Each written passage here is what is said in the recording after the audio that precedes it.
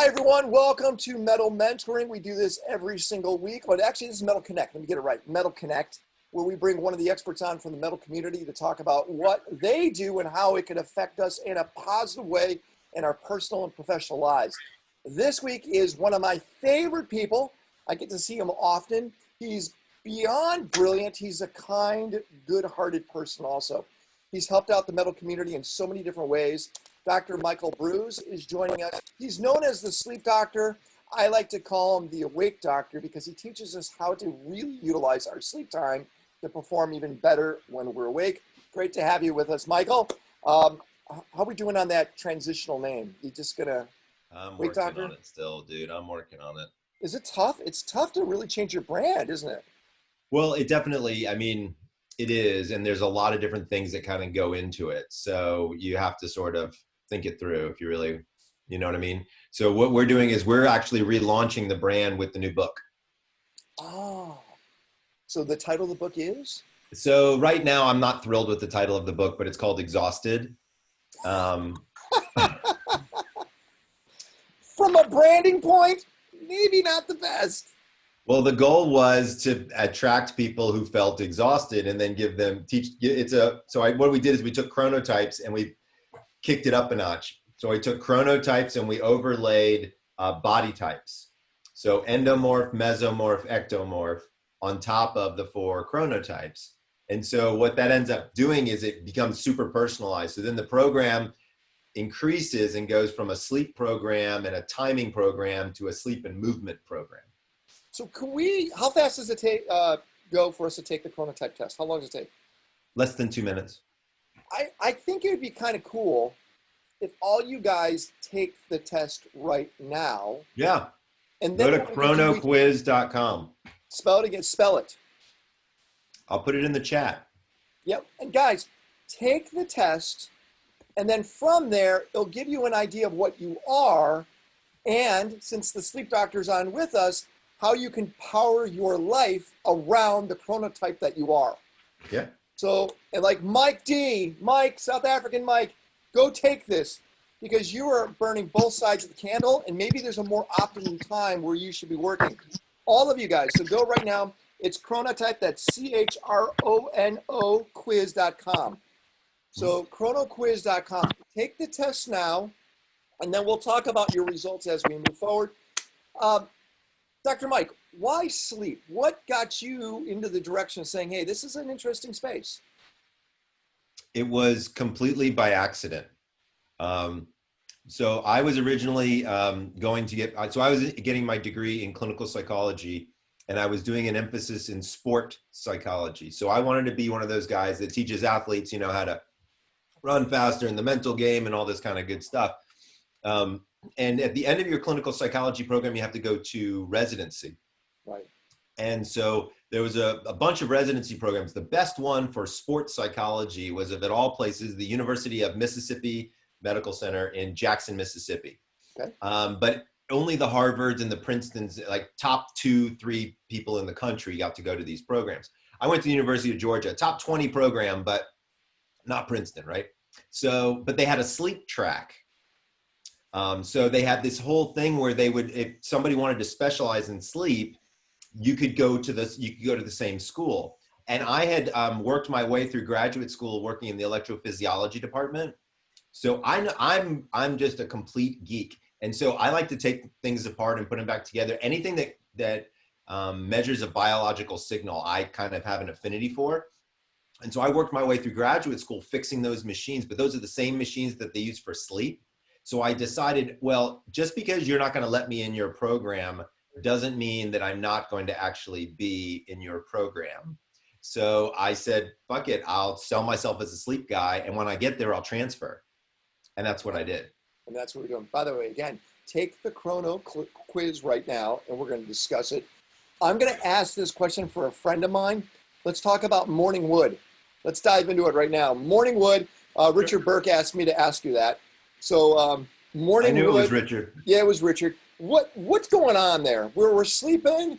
I might even take a nap sometimes, and I'm like automatically pointing north. What's going on? So this is interesting. So back in the 60s, they used to use sleep laboratories. to measure erectile dysfunction. And so they used this thing called the penile plethysmograph. So it was like a round circular tube that had mercury in it. And they would put it down at the base of the penis. During REM sleep is when you have an erect penis.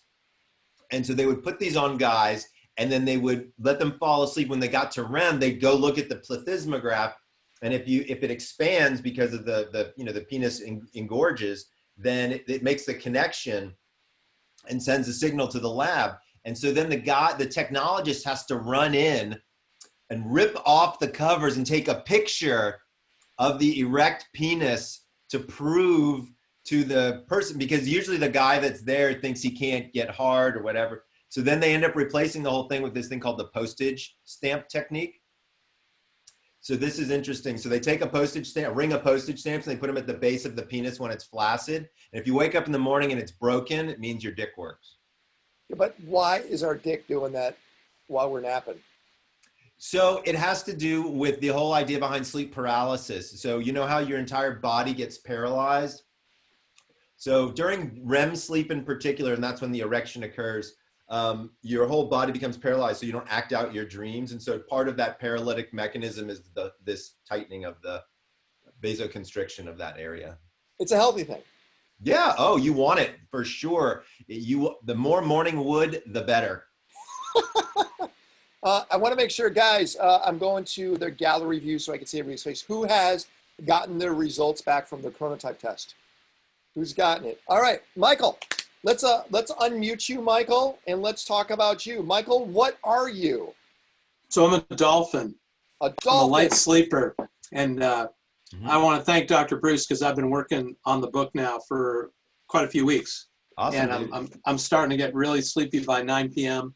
I got to get the book. Oh, amazing. Michael has a challenge out to me, and I saw that, and it's like I haven't answered it yet, because the minute I hit send to you, Michael, it's like a commitment. It's like, We'll get there. We'll get there. Let's talk about a dolphin, Michael. What's this mean?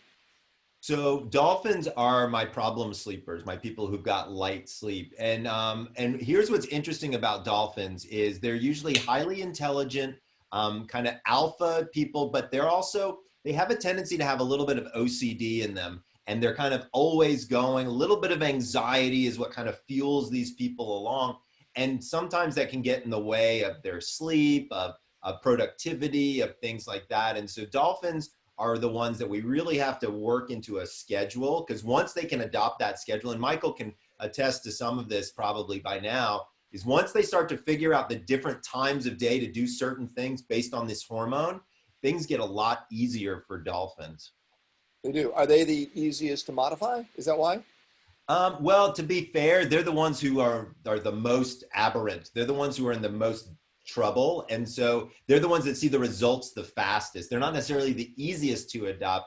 Michael's in there because he's committed and interested and, wants to, progress.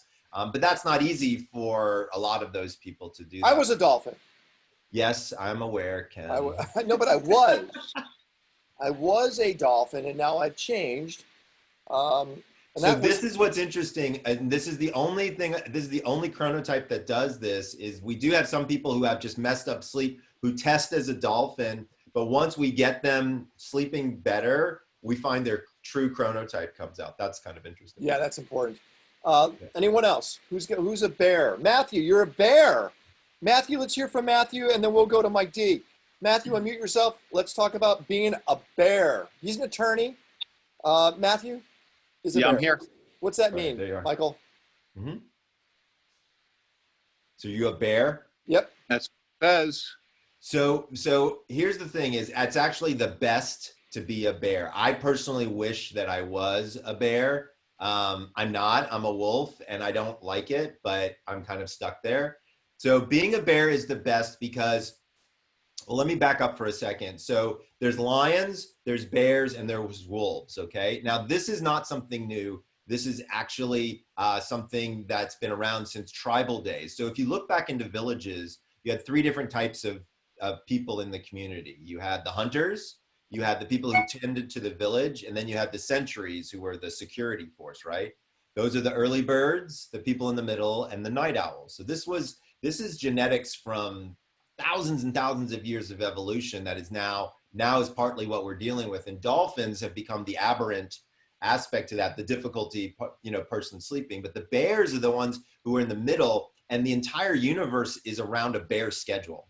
So that's why it's actually the best to be a bear. So the 9 to 5 schedule actually works reasonably well for a bear. But for me, I'm a wolf. Did anybody else test as a wolf? There's usually not a lot of us. Oh yeah, can I go comment ahead. about Yes, about please. being a bear?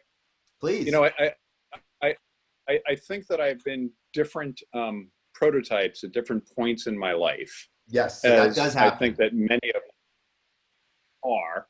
You know, I used to have insomnia when I was in high school, and I cured it by stopping myself from looking at the clock.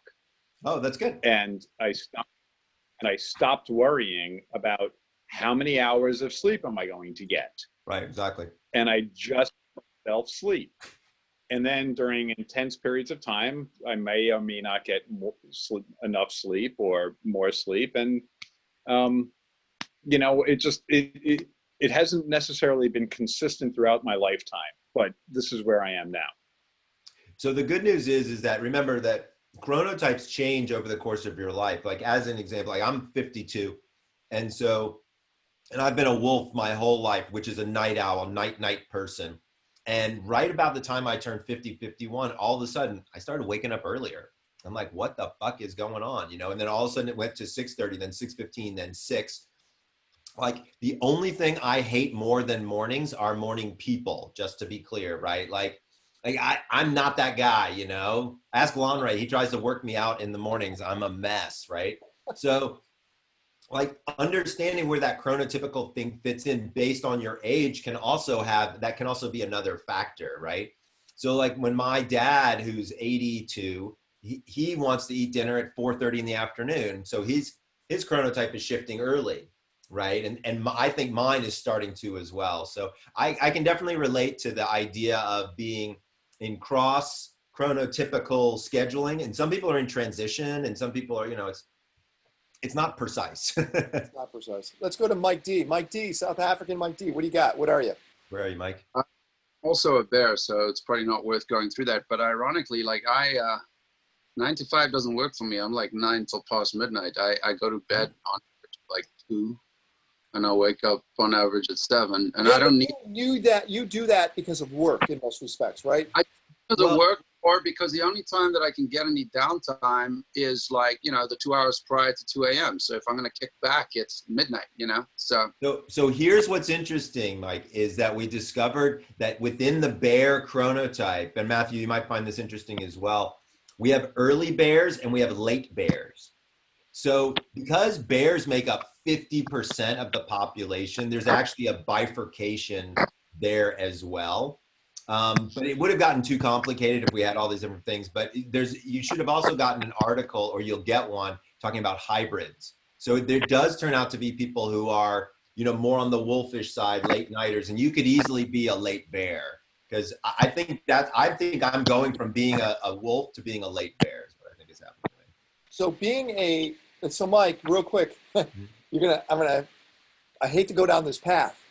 What was your wife, Mike D? What was she, do you think? Lazy. No. What do you think she was? What chronotype? She kept, I can't tell, like, I don't know all the chronotypes here, but she was early to bed. She was like 10 p.m., 9, 10, she was out. She needed her 8 hours every night. But we kept very different schedules, like ships and kind of thing. Right. So that happens a lot. So she was probably a lion or an early bear. And so what happens is there becomes a divide. Oh, yeah. And this is important when you start dating again, or you who are out there married, is the cross sections of your chronotypes for optimum sex time. Yeah. Can we talk about that, Dr. Mike? Absolutely. So we did the survey to try to understand how the hormones work and what went on. It was pretty interesting. So what we discovered was that you need certain number of hormones to be elevated for successful sex, right? You need estrogen, testosterone, progesterone, adrenaline, and cortisol all need to be high. and you need melatonin, the sleep hormone, to be low, right? So turns out that 74% of people have sex between 10:30 and 11:30 at night. We had to survey this, and so, which was interesting in and of itself. And so I'll give you one guess what your hormone profile looks like at 11 o'clock at night. It's the opposite, right? Your melatonin is high and all of these higher energy hormones are low, right? So that gives you hint number one about when is the best time to have sex. But then like what Ken was asking about earlier, morning wood, right? Like when you wake up in the morning, you have more testosterone than at any other point in time. So if that's not Mother Nature telling you when to use that thing, I don't know, what is, right? So generally speaking, and from a performance standpoint, it gets really interesting. So for men with erectile dysfunction or any those types of issues, one of the things that we know is that morning sex is much more successful than evening, especially for guys who have any of those types of issues or lower testosterone, things of that nature. My girl is like at 1 in the afternoon. Yeah, so there's ways that works out really, really well. It does actually, but we had to figure out the chronotype because we Right. overlap in those spaces, and that was the optimum time, which is great to know because then I'm not fighting myself or fighting her. It just happens. Exactly. Knowing your partner's chronotype certainly helps out when it comes to sex, without a doubt, doesn't it? Yeah, well, you know where else it comes out is it comes out in just talking with them, right? And so a lot of times, like I've had a lot. So what's been interesting about the premise of the book was originally, it was kind of a sleep fun pop psychology thing. Now it's actually turned into a really cool communication tool for couples. So what we're discovering is when one couple is, a lion in the morning and one person in the couple is a wolf, like lots of things are off. And sometimes people are attributing those things to themselves when in fact it's actually, their chronotype. Like I fucking hate mornings. So if somebody's nice to me in the morning, I'm not going to be responsive in a way that's going to be positive, and they're going to think I'm pissed at them. The fact of the matter is they could be the most fantastic person in the world. I just hate mornings. That kind of thing. This is Dr. Michael Breus, everyone. He's a metal member. He's been in metal for a long time. Jim Quick brought him into metal, which is pretty cool.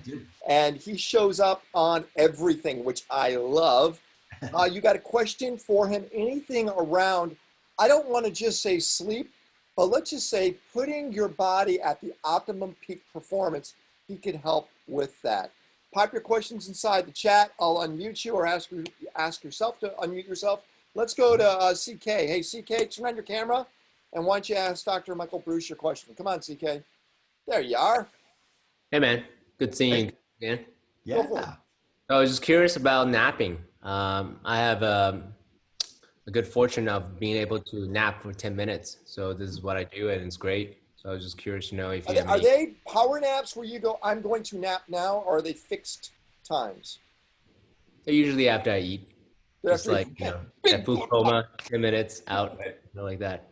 All right. So I'm a big fan of napping. I'm very positive on napping for a lot of different reasons. But the only thing is if you took the chronotype quiz and you were a dolphin, you don't want to nap, right? So people with insomnia and people who have sleeping difficulties, all napping does is it kind of messes with their circadian rhythms or lowers their sleep drive. For people with a healthy sleep drive, for any of the other chronotypes, napping is usually just fine. But I tend to ask people to shy away from napping if they've got problems. It turns out that there's also perfect times of day to nap. So there's a small distribution. There's a small drop in your core body temperature that occurs between 1 and 3 in the afternoon, every afternoon. So you ever notice how right about that time you feel like, oh, I ate a big meal and I'm super sleepy?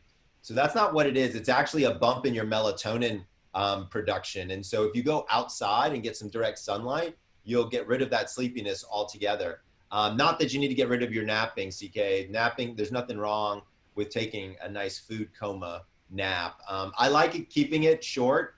I keep all my naps 25 minutes or less. The reasoning behind that is at that point you actually get into deeper stages of sleep. And so that can be very difficult to wake up out of. Like, you ever taken a nap and woken up and felt like shit? That's because you napped too long. So keeping it to those short naps, your 10-minute naps are awesome. It takes me a couple of minutes to fall asleep, so 10 minutes doesn't really cut it for me. So I'm more like the 20, 25-minute kind of guy.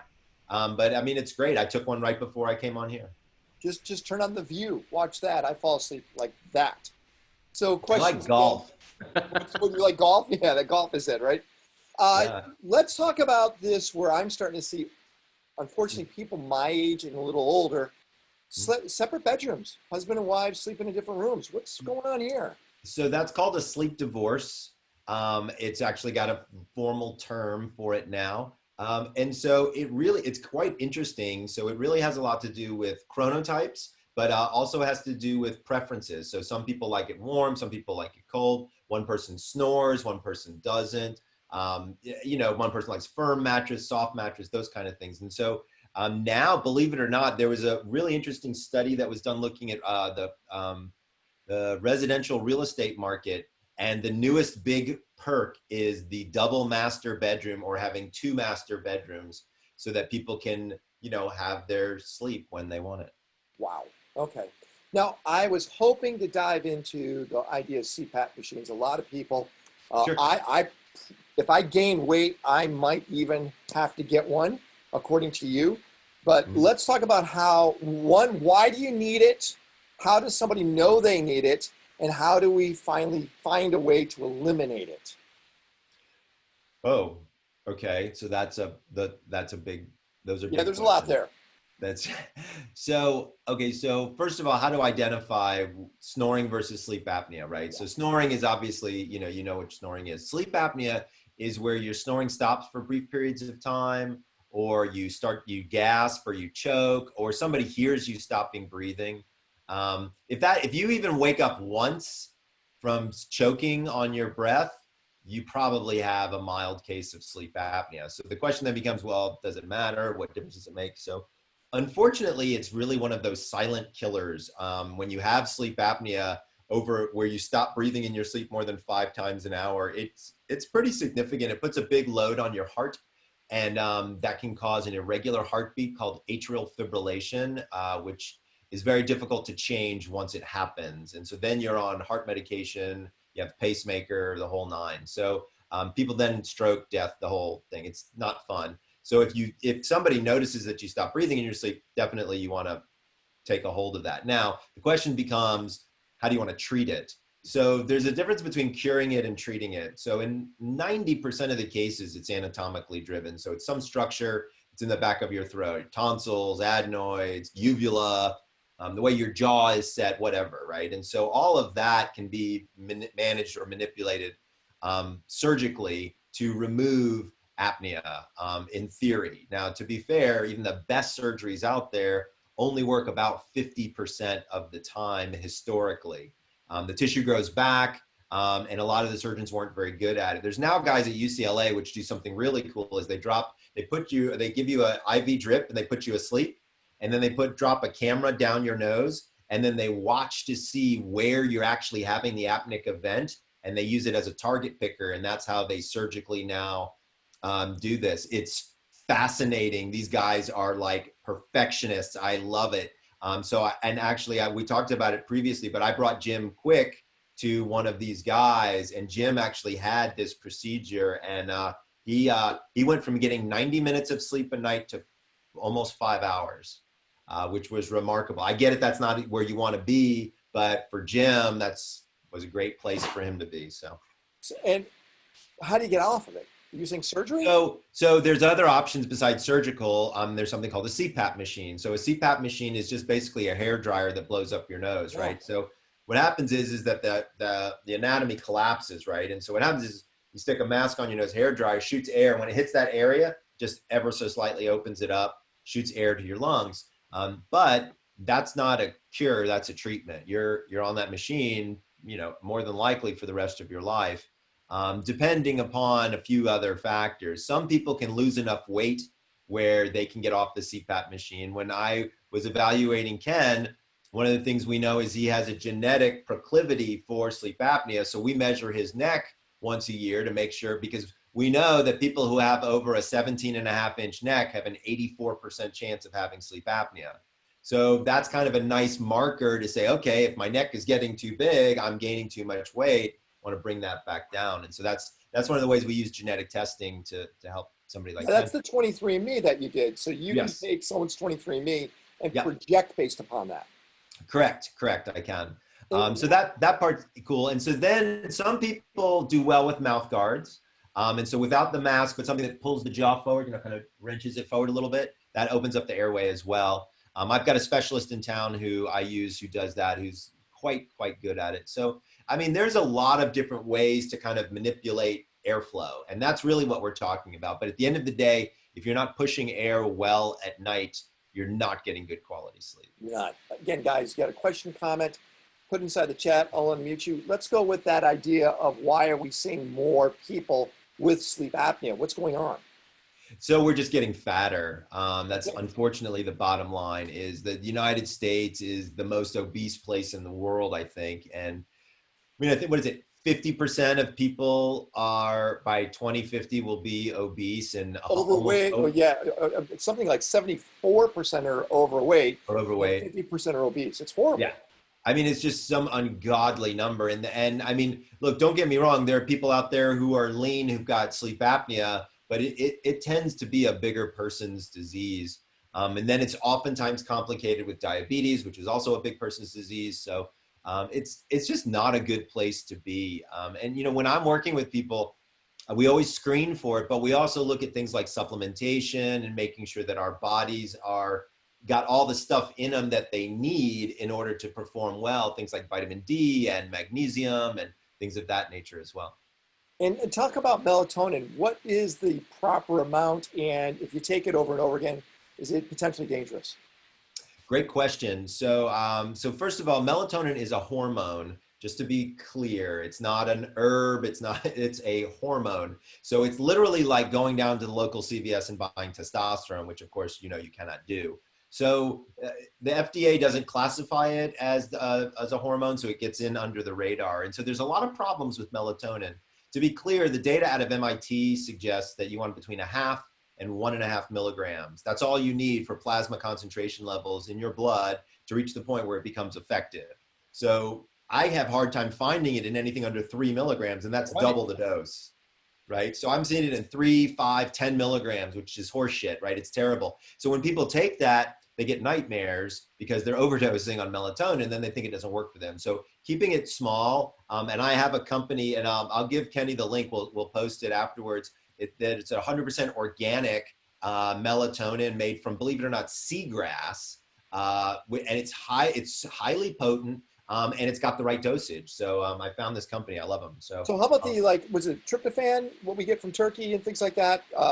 Right. Substitute instead of melatonin, or what's the deal there? So remember, melatonin is a sleep regulator, not a sleep initiator. So melatonin changes our circadian rhythm. Melatonin is what I use on my patients for jet lag.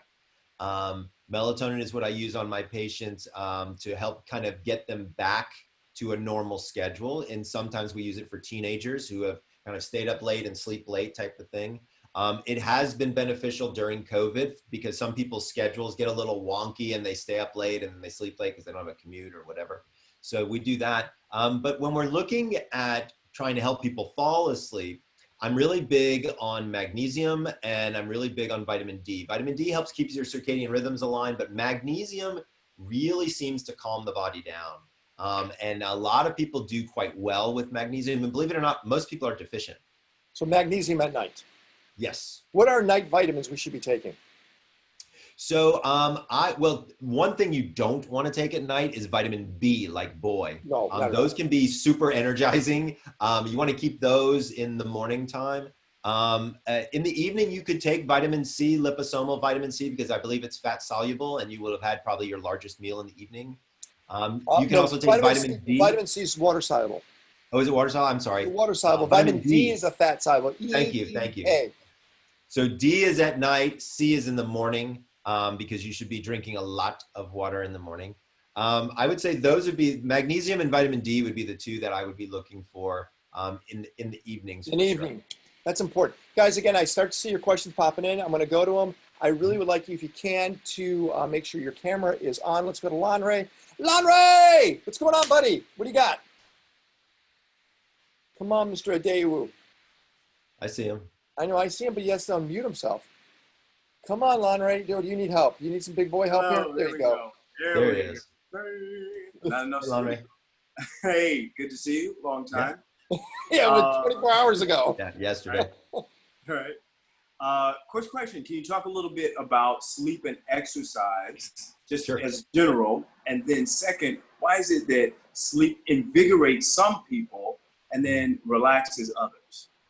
Great question. So first of all, exercise is the single best way to improve the quality of your sleep. In fact, regular exercise shows improvements in specific stages of sleep, specifically stages 3 and 4, which is the physically restorative stages. So it's like one of those, the more you exercise, the more deep sleep you get, the bigger your muscles get, the stronger you get, the more deep sleep you get. And it's got this great compounding effect. So to be honest, that's one of the reasons why I do your exercises every morning now, is because there's two reasons really. One was I heard Tony Horton when he was talking. When did Tony talk, Kenny? 3 weeks ago. He clued me in on that idea of you got to exercise every day, right?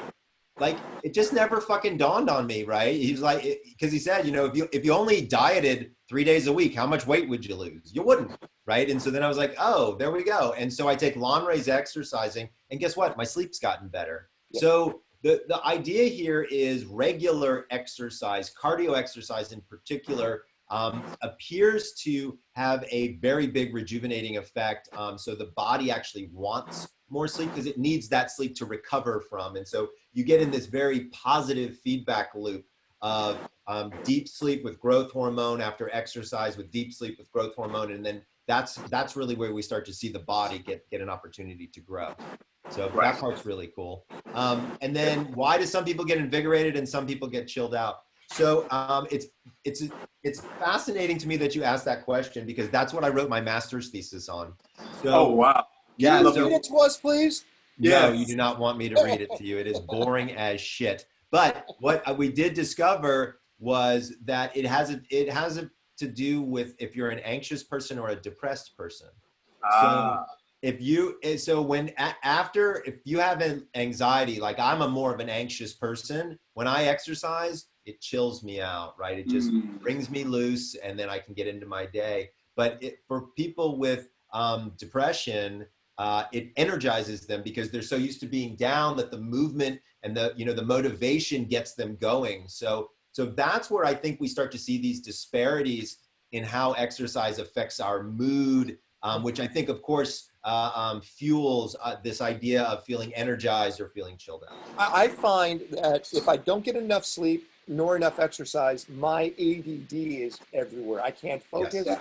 I need to sweat. I have a Peloton, and my shirt is as if I walked out of a shower. I feel so much better, and I'm able to sleep. But if I don't sleep well, forget it. I'm a nutcase. I really am. It's definitely a big deal.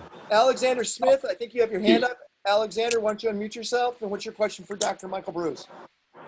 So my question is about like the fogginess in the morning. I know that I'm not the only person that kind of goes through this. There's some mornings I'll wake up at like 6 o'clock without an alarm, and I feel super energized and like ready to go. Mm-hmm. And then there's some times where I'll wake up at 6 and I'm like, you know what, let me like go back to sleep for a little bit. And I go back to sleep, and that like vigorous, like I'm awake is completely gone. And now I'm like in a fog the rest of the day.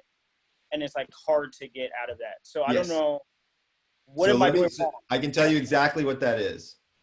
Okay. So that morning fog that you're experiencing some days and not others has to do with your inconsistency in your wake up time. So the more, and not your bedtime, but your wake up time, that's the anchor of your circadian rhythm. And so as an example, I wake up every single day at 6:13. I don't know why. It's 6:13. I don't use an alarm. It fucking kills me. Like I open my eyes and I'm like, because it really does say 6:13 every fucking morning, just to be clear, okay? But that's how my body rhythm is, because I go to bed so consistently right at midnight. Like I can see, like I literally see, you know, 11:58 and I'm packing my shit up to go upstairs, you know, like, but that consistency allows me, because at 6:13, I'm up and done, right? Like I'm up and ready to move, and I start my morning routine. Now, one thing I would recommend is if you can get yourself out of bed at that moment of awakening, is two things: is have a next to your bed, have a glass of room temperature water, and you want to drink the whole thing, because most people don't know sleep in and of itself is a dehydrative event. So in fact, the humidity in your breath, you lose almost a full liter of water every night without even realizing it. So you're dehydrated when you wake. That's where that cotton mouth comes from. So grab that and then get some direct sunlight, because your brain may still be producing a little bit of melatonin, right? Because like, as an example, if you are a wolf like me, your brain doesn't stop producing melatonin until like 8 o'clock. So once you know your chronotype, that'll give you an idea of when you should be waking up, but then get that sunlight and it turns off that melatonin faucet in your brain. And so it's actually really helpful. But do me a favor, after you grab your bottle of water and you walk outside to get your sunlight, make sure you put on a robe, dude. Nobody in your neighborhood wants morning to see wood. All right, let's go to Michael. Michael, your question for Dr. Michael Breus is? Yes. Yeah, this morning I just heard about a concept called Uberband sleep. I don't know if you're familiar with that. It has something to do about 5 hours of sleep and 1 hour of meditation, and it's all very disciplined. Is that something that, is that a legit thing, or is that something only David Goggins could pull off? So here's what I can, probably. So here's what I can tell you is Uberman sleep is it's a aberration from a thing that we call polyphasic sleep.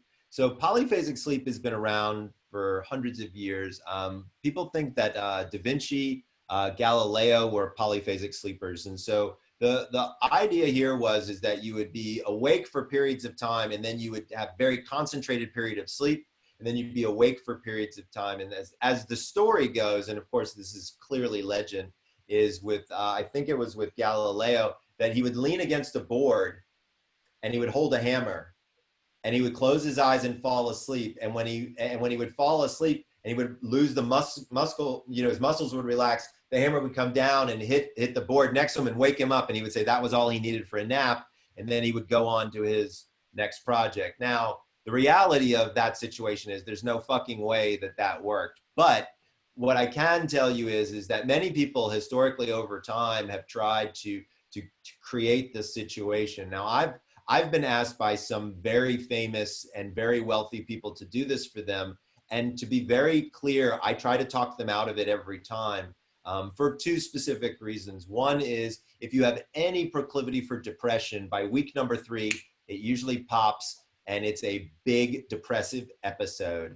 And I've had people had to get put on medication for it. Like, it's not pretty. So that's one thing that I always tell people, like, if you have any history of depression, this is not a good idea for you.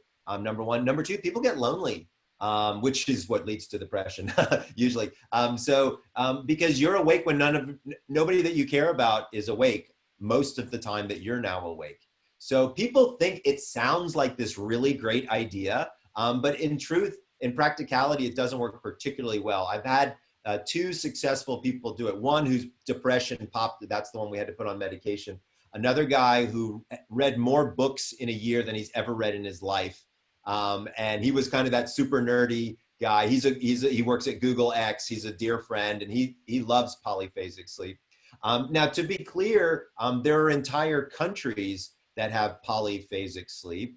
Think about Latin America, right? So they have regular sleep time and they have siesta time. And so technically, right, that would classify, right, as polyphasic sleep. So I think there's ways to manipulate it that you can do different things, but it really just depends on what Kramer tried it in Seinfeld, remember? There was a whole episode. Yeah. Right. That was it. So check this out. I'm at a very, very, very wealthy Indians home in Mumbai. Mm-hmm. Very, very wealthy. It was an amazing lunch. And then right after lunch, the woman says, all right, let's go. And we go in a nap room. And all of us dignitaries lay down, and we are now supposed to take a group nap. Yeah. I've never seen that before. So there are some really interesting customs and cultures around the world regarding sleep. That's actually one of them. I can't remember. There's a name for it. It's crap. I can't remember. There is a name for that act. But it's cool. I mean, there's some cultures where the family bed is a big thing. So literally, mom, dad, kids, sisters, like everybody's in the fucking bed. Like, I mean, who? Crazy, right? That's called, wasn't that Charlie, come on. Charlie Sheen? No. No, the Chocolate Factory. Oh, Charlie and the Chocolate Factory. Willy Wonka? Remember, everybody was in the bed.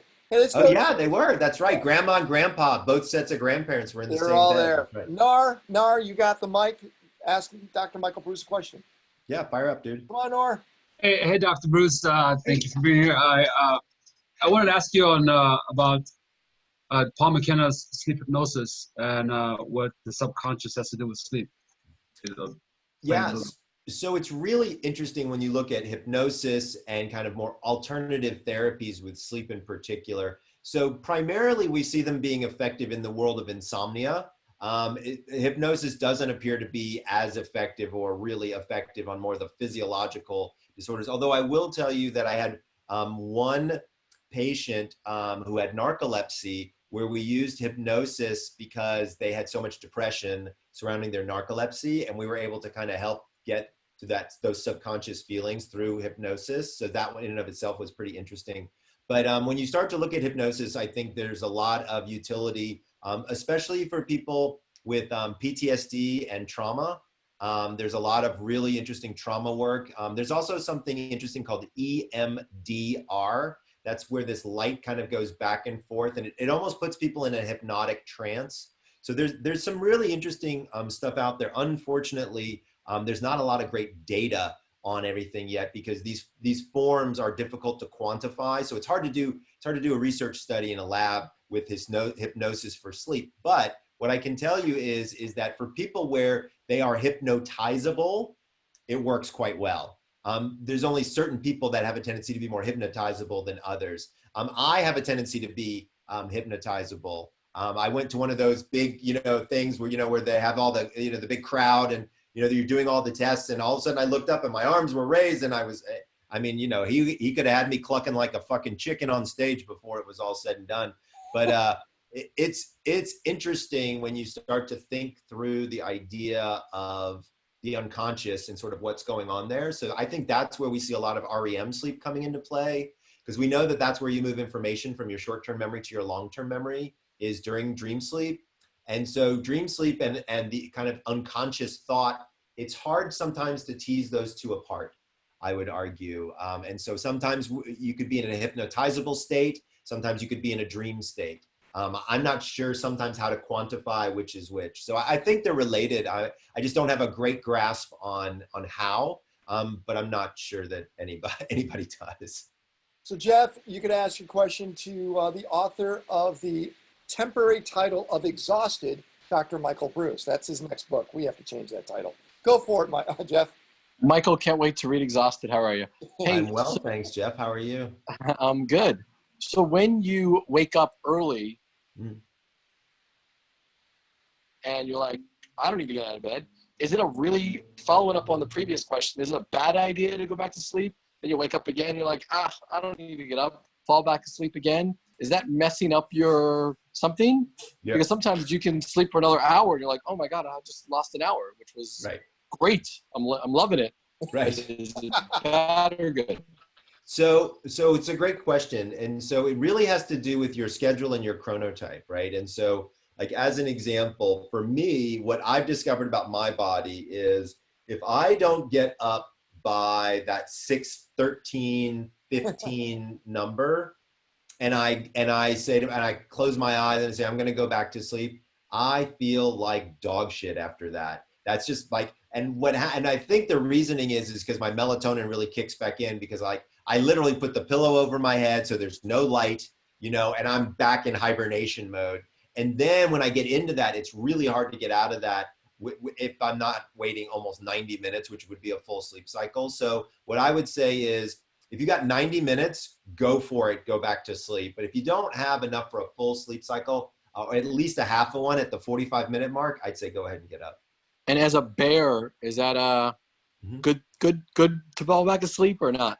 As a bear, absolutely. So I would say that if you can sleep until 7:30 as a bear, you are cooking with gas. But remember, as you get older, that's going to start stepping backwards. Not that you're old, you're young. That's define old, by the way. I mean, I don't know. I mean, look, I'm 52, and I can tell you that I've definitely seen melatonin changes. I've seen testosterone changes. I mean, Can we touch upon that? Can we talk about T? Sure, absolutely. What do you want to know? I tested low on testosterone. I did my T cell. I think I was 288, which is low. Yeah, I was 330 when I had mine tested about a year and a half ago. So so the normal range is 300 to 1200. Right.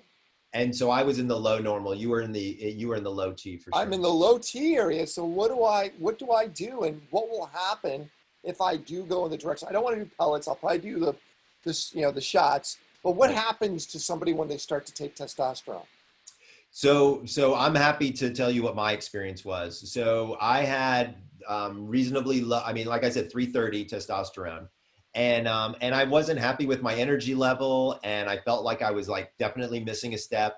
And so I met with and had pellets put in. Met with a surgeon, and I had pellets put in. And so first of all, the process of having a pellet put into your butt is not fun. Just to be clear, they make a pretty decent sized incision in like the mass of your muscle, and like, whoosh, that is painful.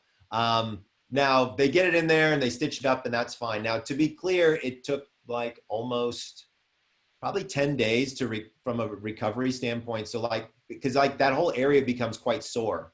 So again, the placement becomes pretty, like when you're getting in and out of a car for like 7 days, it doesn't feel so great.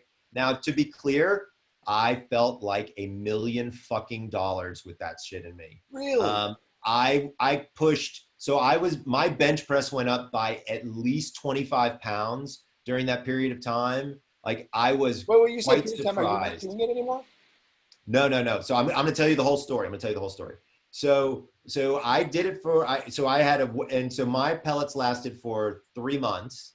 And so I felt I had a lot of energy. I definitely felt more invigorated sexually as well. But here's one of the things I will tell you that I didn't like about it at all is I had a very, very aggressive episode towards my wife, and that's not who I've ever been. And we were just like, oh shit, like what just happened? Like not anything physical, but like I was full on yelling, and that's just not who I am as a human, right? Yeah. So that kind of freaked us both out. And so we were just like, whoa, like, how do we get this shit out of me? And it was only like a month and a half in, right? So that's the drawback on the pellet side, guys, is if you have a reaction, they can get them out of you, but it's not an easy process to do that. So why wouldn't you do the syringe? Why wouldn't you do the injections?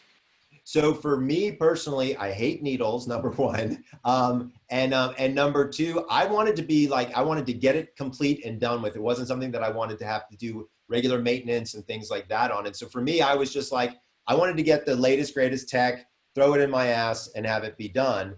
And so then I looked at the creams and things like that. Unfortunately, the creams are messy, and you don't want if you live with women, if they touch it, there can be problems and issues. So for me, it just wasn't really an issue. So if I went back to it, here's what I would tell you is I would definitely do the shots if I went back to it. But here's the interesting moral to the story is one of the things I did do a lot of research online, and it turns out that resistance exercise and large muscle mass exercise is very good for testosterone production. So things like squats and bench presses, and there's actually exercise routines that you can do that can be more testosterone building just for overall testosterone. I get it. I mean, I should have no testosterone then, but I work out extensively on those muscles, and I'm just concerned. We got a bunch of other questions I want to shoot. Sorry. Yeah. Ron Levy, go for it. Ron, what's your question for Dr. Michael Breus?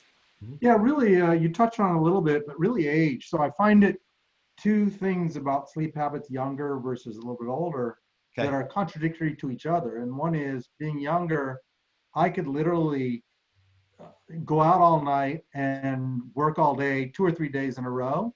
Right. However, normally when I slept, when I wasn't doing that, I would sleep for longer periods of time, and I would need to sleep for longer periods of time.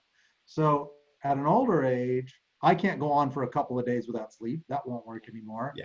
Yeah. Yep. When I do sleep each night, I figure I'm about a 7-hour guy. I'm okay at 6, but about 7 hours is my regular clock I try and follow. But those two things seem to contradict each other. So I'm curious, what is it that changes with age that changes these habits?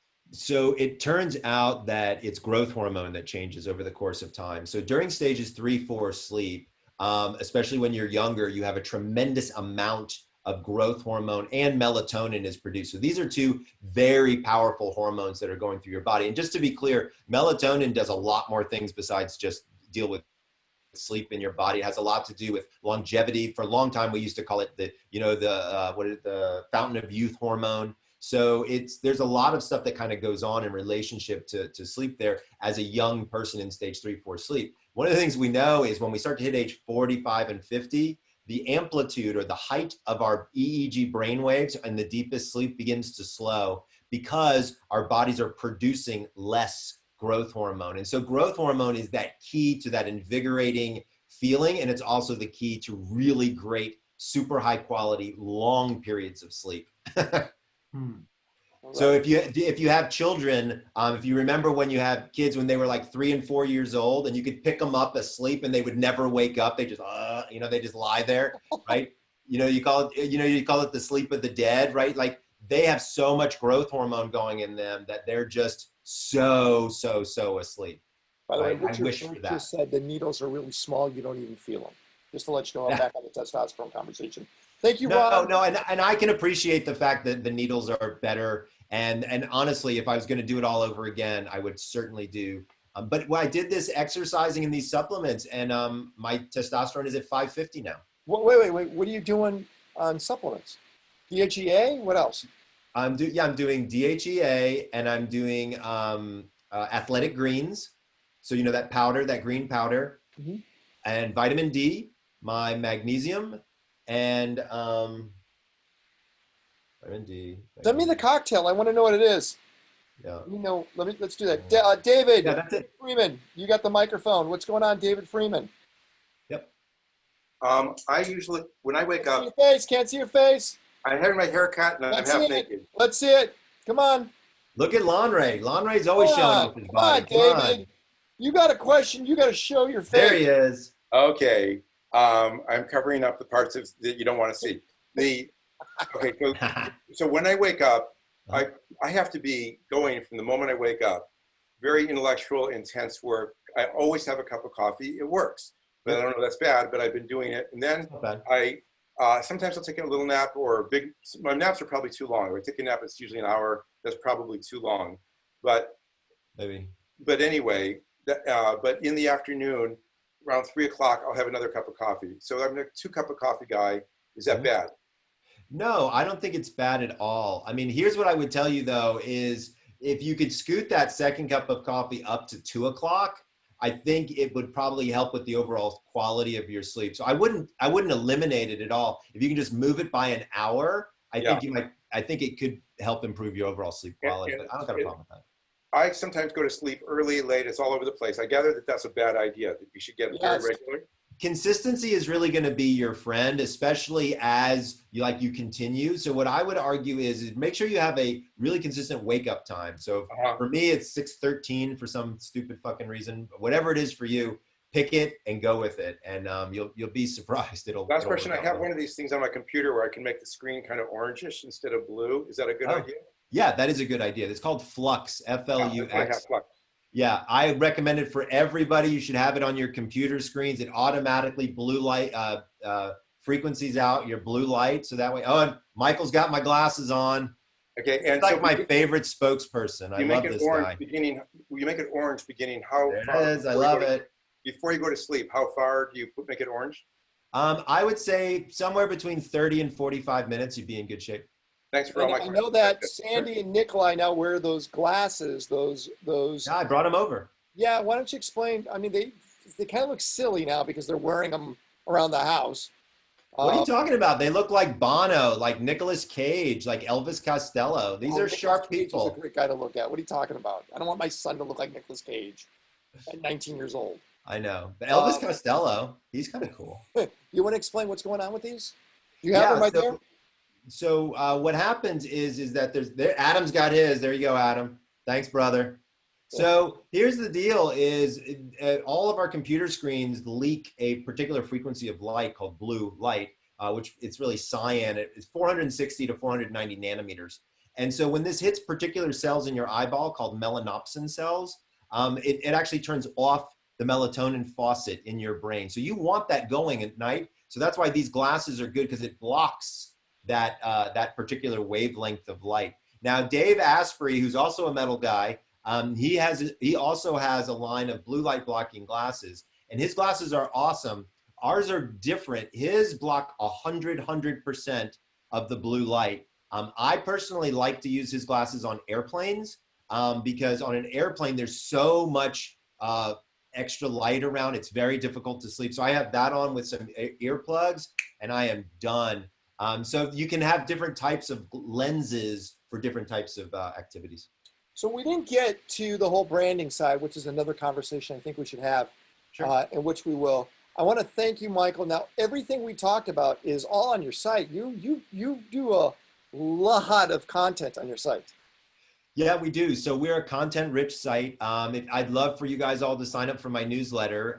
If you just go to the site, there's a tremendous amount of information there for people if you need stuff. And then always, let me know as a metal member. I'm always happy to help people out, and I do so frequently. So it's a gift to have you guys as part of my life. So I'm happy to give back. And share the chronotype, buy the book. Let's find a better title than Exhausted. And also, I would suggest go watch his YouTube videos. I just watched your Mind Valley one, which I thought was really good. Oh, thanks. Go check out what's up there. And again, thank you so much. Let's unmute ourselves and let's give the sleep doctor a big virtual hug. Come on. Thank you very much. Thank you, Michael. Thank you much. All right. Really great. Bye, everyone. Awesome. Bye.